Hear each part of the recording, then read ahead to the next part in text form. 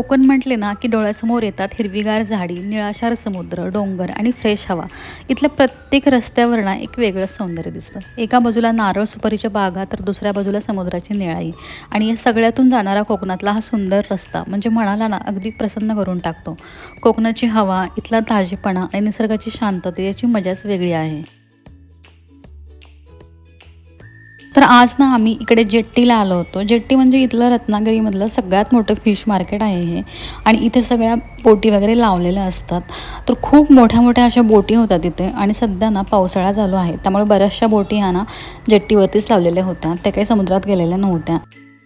इथलं fish market आहे ना, हे सकाळी पहाटे लवकर ओपन होतं आणि इथे सगळ्या प्रकारच्या फिश मिळतात.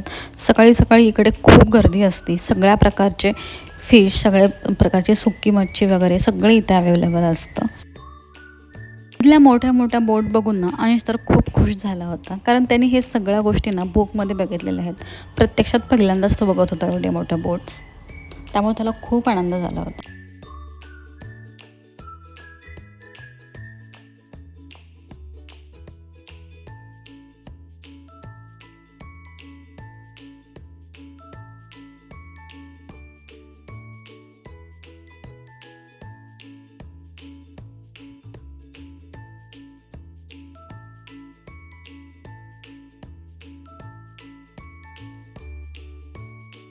इथे लोकांचं जाळी बनवण्याचं काम चालू होतं. तर ते असं प्रकारे बनवत होते. खरं त्यात पण खूप अशी मेहनत आहे.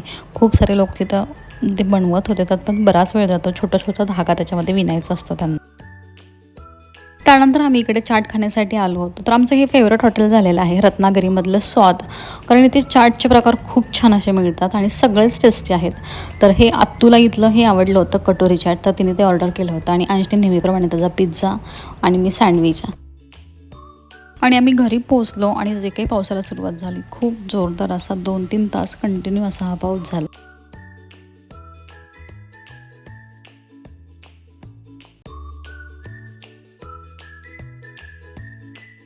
तर घरी आलो, फ्रेश वगैरे झालो आम्ही आणि माझ्याकडे बराचसा वेळ असा राहिलेला होता. म्हटलं चला आपण काहीतरी बनवूयात. म्हणून मी आज शंकरपाळी बनवली. तर खूप छान आणि टेस्टी झाली होती आणि ह्याचं ऑलरेडी रेसिपी मी आपल्या यूट्यूब चॅनलवर टाकलेली आहे. तुम्ही जर बघितली नसेल तर नक्की बघा. चला तर मग भेटूया पुन्हा एका अशाच नवीन ब्लॉगमध्ये. तोपर्यंत बाय.